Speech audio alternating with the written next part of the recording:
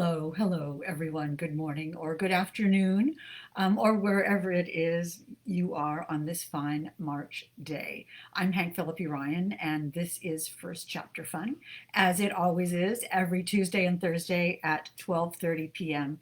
ET, and we are welcoming you here today. I'm Hank Philippi Ryan, live here on Instagram and here on Facebook. Well, let me check and see if I can see your comments. You know, we have to click and make sure that I can see your comments on Facebook because Facebook has decided to be cranky and funny and never a dull moment and let us never know when we can see the comments or not. So I'm hoping I am live on Facebook. Let me see if that works briefly. And yes, now I will turn the audio down and I can see your comments. Hi, Kathleen Fox. Hello, Amy Dillingham and Kat Law and Jenny. Everybody is arriving and the technology so far is working. As I said before, I knew everything was working perfectly. I'm Hank Philippi Ryan, and this is Thursday's edition of First Chapter Fun. So we are so pleased that you are all here today. I see the numbers counting up and counting up. That is so great. Emilya Naymark is here. I see her on Facebook, and that is because Emilya loves First Chapter Fun, and we love Emilya, but today we are reading from her book, Hide in Place, a taut, thrilling novel, which is wonderfully, gloriously her debut thriller. So Hannah Mary McKinnon and I, my partner in fictional crime, and I are so pleased to be able to read this to you because it is quite terrific, and we love debut novelists here on First Chapter Fun. So we are so happy that you are joining us today for this first ever reading on First Chapter Fun of an Emilya Naymark book. Shannon's saying, I'm sad that I missed on Tuesday. Well, that's a good segue for me to say, if you are new or if you have missed some episodes of First Chapter Fun, you can find every single delicious one of them, every single one of those first chapters on IGTV here on Instagram and in our media page here on Facebook. You just click on the link and you will be able to see every single first chapter we've done. And that is 140, check in my book here, 149 of them. Can that possibly be true? I think that's probably a typo. I think it's 145. You know, one of us can't type, but it's something like that. It's in the 140s. Tracy DeHaan on Instagram is saying, hi, Emilya. I loved this book, and that is great. And here's Lisa and Jacqueline Bolden and Judy Singer, Nancy Hayes, and Paula Mounier, who I know is a dear friend and colleague of Emilya Naymark, and we are all very proud of Emilya. So good for you, Paula, for helping Emilya in this wonderful journey. Any duck sighting yet, Lisa is saying. Now, you know about the ducks, even though this has been the craziest day. Let me tell you very quickly.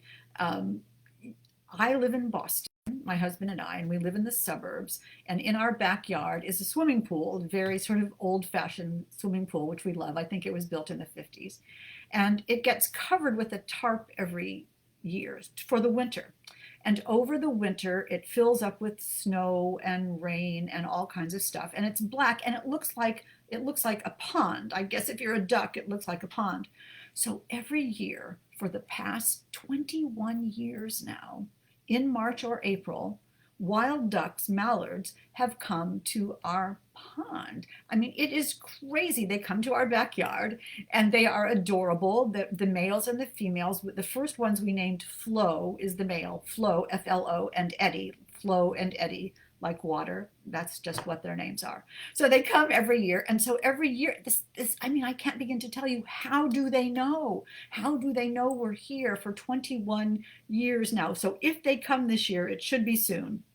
And every day I look out in our backyard to see if the ducks are there yet, because it is so reassuring to see them every year. It's, you know, sort of the sky changes and the wind changes and then the crocuses come up and then it's time for the ducks. So I will keep you posted, Lisa, on when they're coming. I had a duck pool on Facebook for people to guess the days that the ducks are coming. So you all will be the first to know when the ducks are here. Let me see. Oh my goodness, here's Rena and Jen Jumba. That's why the adieu.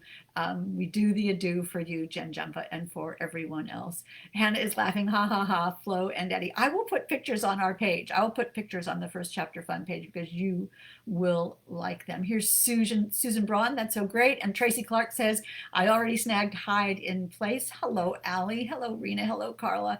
And Grace is saying she picked March 31st for Flo and Eddie in the duck pool. I think March 31st is a pretty good date, but we don't know. We don't know. I mean, how, if the ducks have been coming for 20 years and it'll be 21 this year, are they the same ducks? Does anybody know about ducks? I got an email once from Craig Johnson, you know, Craig Johnson, who writes the Longmire series. And he writes to me, Dear Hank, sweetheart, a duck's lifespan is about 8 years. So those can't be the same ducks. He was so sweet about it. And but if that's true, and maybe you all know this, if that's true, they can't be the same ducks. How are ducks telling other ducks to come to Hank and Jonathan's house? This is what I just don't understand. So anyway, big digression. Susan said it's Carlene is on the way. Mary Garrett is saying, I love Flo and Eddie. Lisa is saying, I can't wait. Rose is saying, I love the ado. Thank you. We love the ado too. We do the ado for you. Beth is saying, Flo and Eddie, great names.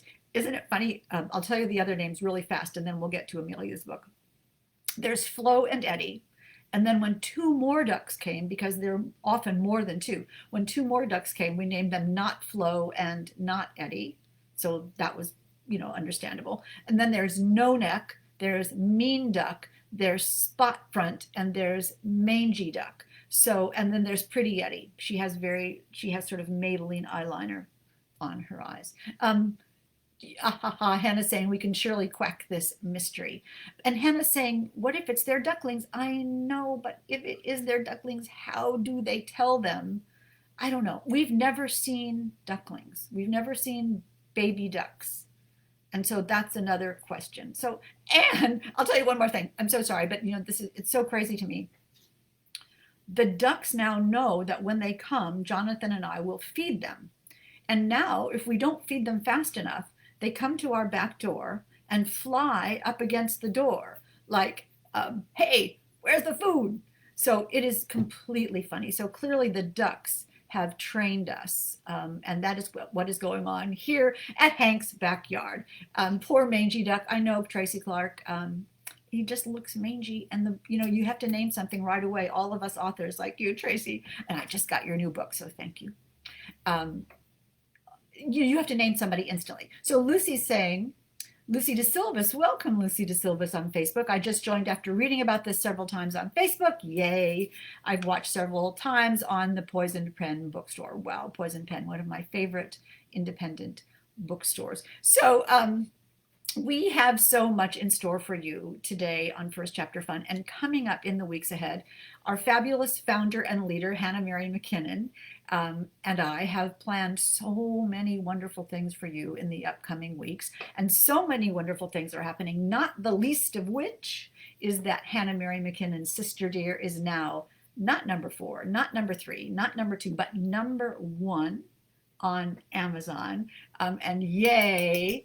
And so congratulations to the fabulous Hannah, well deserved. And if you have not purchased it yet, little plug, it is $1.99 for a limited time only. So go grab Sister Dear. Congratulations to our dear Hannah. Joy Jordan Lake is saying, love your bookcases, Hank. Thank you. I was just given a 10 out of 10 on Room Raider on Twitter, so look that up. Not right now, but later. So that's pretty funny. Anyway, are we digressing today like crazy? Tracy's saying to rename Mangy Duck and call him Walter. Well, I'll see. We'll ask him what he wants to be called. I think, I don't know. Anyway, Mary Garrett, storyteller Mary, is saying the teller of the tale gets to decide that they are still the same Flo and Eddie, just as Prince the Tree Frog is still singing in the woods behind my house. And thank you, storyteller Mary. That is quite lovely. She is the best of storytellers. So let me just see who else is here today. Kathleen Fox, Carla Suto, Jenny Johnson Stewart, Judy Rose, Grace Kushida. Congratulations. She is saying, yay, yay, yay. And Catherine Lowry, is saying you should watch the documentary Winged Migration. It's crazy how smart birds are. Remind me next time to tell you about the grackle on the feeder and the grackle dance. It's pretty funny.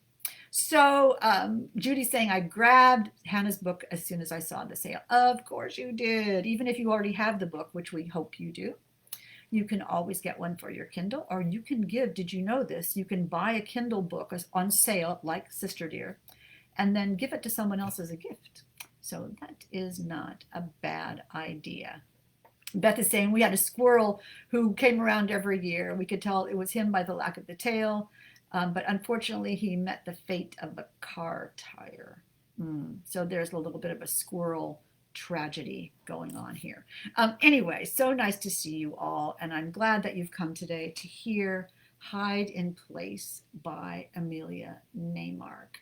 And without further ado, although we know you love the ado, and we do too, let me tell you a little bit about, on my Facebook video, did it just change aspect ratio? That's weird. So we will just see what happens, and we will go ahead as if nothing is wrong, because hey, whatever. Remember that Grateful Dead thing? Was it nothing matters, and what if it did? So that's how we have to go here. So look ahead for wonderful things on First Chapter Fun coming up in the next week or two. You will love it, so please tell your friends, and please join us here. Amy's saying I was lucky enough to read an art from NetGalley. Anyway, without further ado, let me tell you a little bit about Emilya Naymark and about this wonderful debut novel, Hide in Place. And here's her bio, a little bit about Emilya. Emilya Naymark's short stories appear in the HarperCollins anthology A Stranger Comes to Town, Secrets in the Water, After Midnight, Tales from the Graveyard Shift, River Journal, Snowbound, The Best New England Crime Stories 2017, and 1+30, The Best of Mystery. Emilya has a degree in fine art, and her artworks have been published in numerous magazines and books, earning her the reputation as a creator of dark psychological pieces. And I did look them up, Emilya. I looked up your art, and it's really lovely and thoughtful, sort of hints of Dali and Magritte a little bit, I think I noticed, but very much Naymark. So you are completely multi-talented. When not writing, Emilya works as a visual artist and reads massive quantities of thrillers and crime fiction. She lives in the Hudson Valley with her family. So welcome, welcome, welcome. We are reading Hide in Place today with the kind permission of Emilya, and also with her wonderful publisher's permission, Crooked Lane Books, a wonderful publisher who is allowing us to read Hide in Place today. So let me tell you a little bit about the book. It's called Hide in Place. It is available now for all of you lucky readers. A little bit about Hide in Place. She left the NYPD in a firestorm of a high-profile case gone horribly wrong. 3 years later, the ghosts of her past roar back to terrifying life. When NYPD undercover cop Laney Bird's cover is blown in a racketeering case against the Russian mob, she flees the city with her troubled son, Alfie. Now, 3 years later, she's found the perfect haven in Sylvan, a charming town in upstate New York. But then the unthinkable happens. Her boy vanishes. Local law enforcement dismisses the 13-year-old as a runaway, but Laney knows better. Alfie would never abandon his special routines and the sanctuary of their home. Could he have been kidnapped, or worse? As a February snowstorm rips through the region, Laney is forced to launch her own investigation, using every trick she's learned in her years undercover. As she digs deeper into the disappearance, Laney learns that Alfie and a friend had been meeting with an older man who himself vanished, but not before leaving a corpse in his garage. With dawning horror, Laney discovers that the man was a confidential informant from a high-profile case she had handled in the past. Although he had never known her real identity, he knows it now.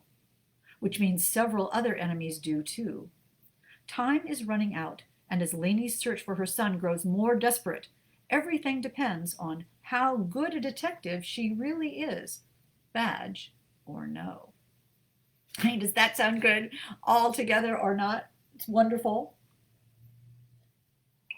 And congratulations, Rena is saying, on your debut. Tracy DeHaan is saying, fabulous characters. Alfie needs his own book. That is true. So let me read you most of the first chapter of Hide in Place right here today on First Chapter Fun. And we are so happy to see so many people here today. It's really fun to see the numbers add up. I'm just saying hi, Lisa. Hi, Susan. Rose, yay. Love, Sister Dear. Wonderful title. Yes, Beth is saying love when you feature debut authors, and Amelia is saying, oh, wow, you looked them up. Thank you for doing that. My pleasure. Authors who are on First Chapter Fun, Hannah and I sort of feel like they're our friends now. And we love having you as part of the community, and we love having all of you listening as part of the community. So it is wonderful. So without further ado, here is Chapter 1 of Hide in Place by Emilya Naymark. Laney Bird's son vanished the night she drove a busload of high school seniors to see Wicked on Broadway. He left home before she did, loping down their driveway toward marching band practice, his saxophone case swinging in his hand. Stew in the crock pot, she yelled at his retreating back. I'll be home by 11. He waved without turning around, a shimmy of raised fingers in the raw February wind. The bus smelled like bologna sandwiches, fruity body sprays, and old soda, and sounded like a monkey house. But she was used to it, and she needed the extra money. Once the students erupted into the glittery Manhattan night, she parked and texted him, but heard nothing back. This concerned her, though not overwhelmingly so. She figured he'd stayed late for practice or left his phone in his backpack on vibrate. She tried to nap, listened to the radio, played a game on her phone.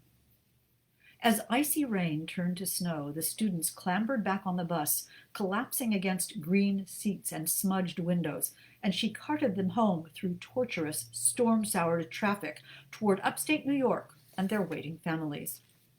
She wasn't home by 11.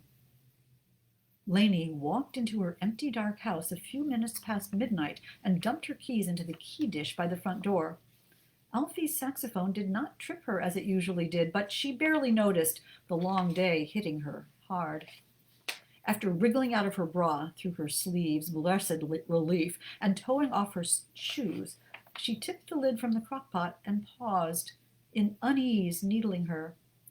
The beef and potatoes had gone cold, congealed, untouched.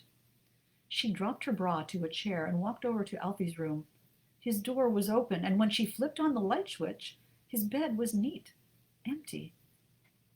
With shaking fingers, she called his phone, then again and again. Again. The line rang through to voicemail every time. The GPS phone tracker showed him a block from school at 5 p.m., then nothing. He had either disabled the app or powered off his phone, both of which she had forbidden him to ever do. Between the frantic phone calls, she glanced in every room and closet, climbed into the drafty attic, then into the dank basement, calling his name as if he were a toddler playing hide-and-seek, and not a mercurial 13-year-old. He was still not home by 1 a.m. when Laney rang and woke the few parents whose sons bothered with Alfie. They answered their phones with voices groggy or scared, turning quickly to irritation. He wasn't with any of them.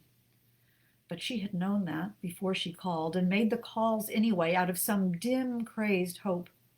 He never visited other kids, never texted, and wasn't, as far as she knew, active on any social media. At 1:30 a.m., she screeched into the Sylvan PD's parking lot, knocking over a garbage can as she slammed on the brakes. Sylvan, a sedate hamlet in Rockland County, population less than 9,000, slumbered under a cloud-swept sky, and the station house in the middle of the night on a Tuesday was quiet. Laney burst into the building, then hesitated as the doors clanged shut behind her. Ed Boswell was the officer duty on desk, and if he was not exactly the last person she wanted to see, he was right up there with the top 5 candidates. Laney, said Ed, turning his eyes from the screen, where, no doubt, he had been watching the latest episode of CSI. He told Laney once it was his favorite show, and the midnight shift in Sylvan was so slow he usually spent half an hour binging on some TV series or other. It's not that she thought he was a bad police officer. He was all right, calm and steady, with a slow way of looking at every problem, even when the problem required immediate 10-alarm action. Laney had been a cop herself before her personal life imploded. In her deplorably short career with the NYPD, Laney had risen to detective, then worked 3 years as an undercover, first in the Bronx, then in Brighton Beach. As Ed Boswell clicked something on his computer, tsk, in irritation, clicked again, then looked at her, she wished, not for the first time, she could call her ex-partner.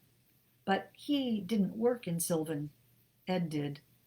Ed, who knew nothing of her past, nothing of the shield she'd earned by doing countless buy and busts, of her skills, of her extensive knowledge in police procedures, Ed, who saw only what everyone else in Sylvan saw when they looked at her, a bus-driving single mom of an odd boy, and treated her problems with her child accordingly. "It's Alfie," she said, her voice coming through, shrill and taut from her throat, hurting her. "He's not home. He hasn't come home." "Again?" asked Ed. His eyes settled on her with pity, condescension, and she realized she'd run out of her house in her slippers, her coat still hanging on its hook in the hall, and her bra on a kitchen chair. Ed glanced at the window, where a wet sleet had started to slap against the glass. The storm had traveled north and was just beginning to hit their town. "Did you check the high school?" he asked, just as Laney knew he would, because he'd been on desk duty the last time Alfie decided to disappear. "The school is locked," Laney said, thinking this should have been obvious. Schools were like fortresses nowadays, hermetically sealed after hours. But she was not the cop, she reminded herself. Not anymore. She said, "He's not answering phone calls or texts. He's disabled the phone tracker. I called 3 families who have sons he's friends with." To describe them as friends was a stretch, and she knew Ed knew this, and her face colored. "And he's with none of them.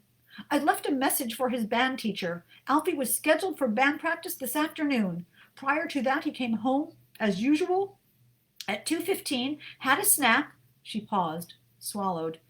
That was the last time she'd spoken with him. "A PBJ sandwich, did his homework, then left for practice at 4:30. He was supposed to be home before 7.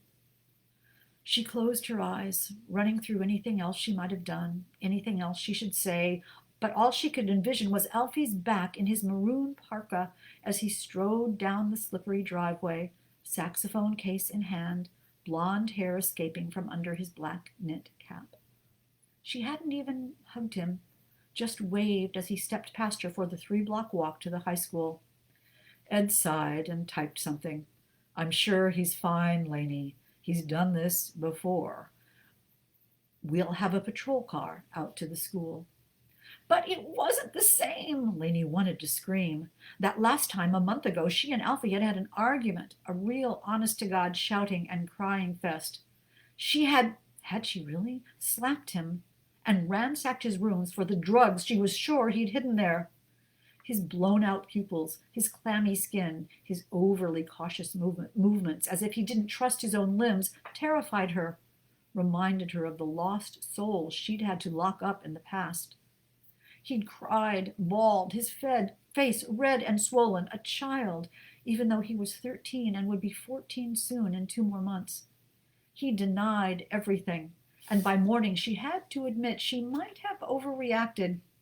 The years buying drugs on the street as an undercover had skewed her vision, darkened her interpretations of the most normal behaviors. He might have simply been fighting off a cold, mightn't he? By morning, it was too late to make amends. Alfie had left and didn't come home until the next day. Afterward, after the missing child reports had been filed and the alerts issued to a local police, after hours of searching, Alfie simply walked up the driveway and into their living room.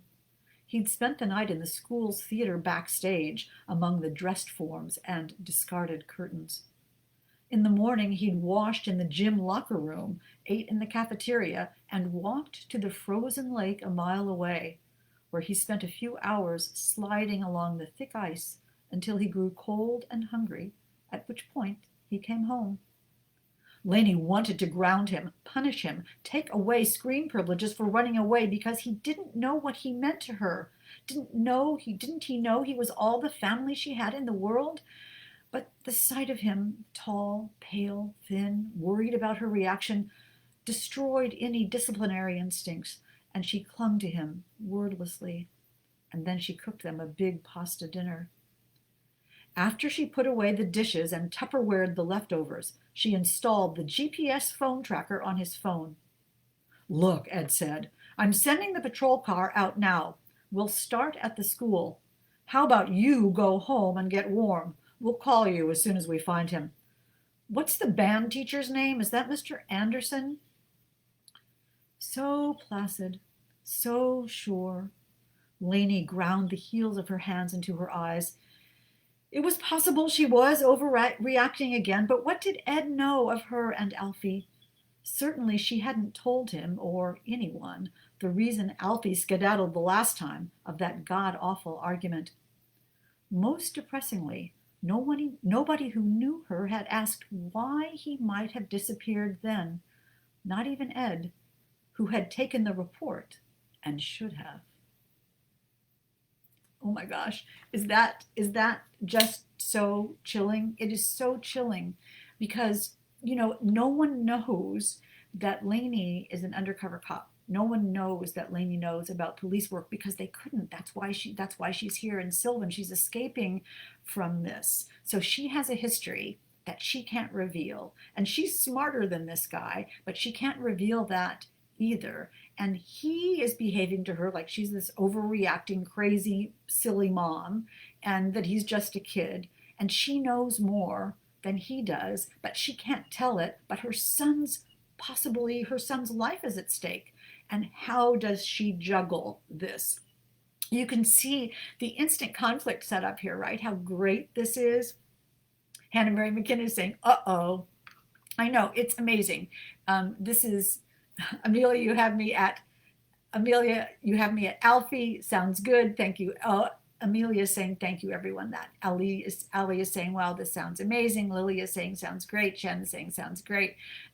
Yeah, it is great. And I love how Amelia has built the tension in this book, and the fear and the indecision and the juggling from this very first chapter. So congratulations, Amelia, on Hide in Place, a wonderful, chilling book about mother and son relations, as well as an exciting police procedural and an undercover novel, and so much more. So we have loved reading Hide in Place. So, but there is always another wonderful book coming up on First Chapter Fun. On Tuesday, look what we have for you. First Chapter Funsters. We have for you Jess Montgomery's new The Stills. Now, if you don't know Jess Montgomery, please come on Tuesday and hear about this gorgeous book. It is set in 1927 during Prohibition in Ohio. It is about a female sheriff in Ohio at the time. And you can understand the conflict and the historical research that went into this. Jess Montgomery is a fantastic writer, and The Stills is one of the books with Sheriff Ruth as the main character, and you will love her. So please come hear The Stills by Jess Montgomery. Let me show you that one more time. Jess Montgomery, and we will be reading you that on Tuesday. And today we read from Hide in Place, which is available right now, Emilya Naymark's debut, which is available right now, any place that you buy books, and we do hope you will. As you know, Hannah Mary McKinnon and I, our goal is to have your TBR piles go out of control. Yes, Katie is saying, so realistic reaction from a mother definitely has my attention. Grace is saying a mother's worst nightmare. And Beth is saying, I'd have a grandson just that age. So and yes, Rena's saying, OMG, I want this kid to be found. So yeah, and doesn't Amelia build that tension so beautifully. So, oh my goodness, we are hitting 12:59. Bing bong, the time is up. It has been so marvelous to see you all here today. Welcome, Emilya Naymark, with your debut novel. We have truly enjoyed reading it for you here today and introducing you to all of these dozens and dozens and dozens and dozens of new readers who we hope will be your new fans. Um, Lisa's saying, well, I'm ordering another book. And yay, Hannah Mary McKinnon. And I say, that is exactly what we hope you will do. We hope you are getting your vaccines and you will soon be safe, safer than we've ever been in the past year. And we are happy about that. And until next Tuesday, say it with me, you all. And before I do it, let me just say, please come to First Chapter Fun's page on Facebook. Page on Facebook. Please come to First Chapter Fun's page on Facebook to see all the wonderful new things that Hannah and I have planned just for you. So until then, stay safe, stay kind, and we will see you next time. Love you.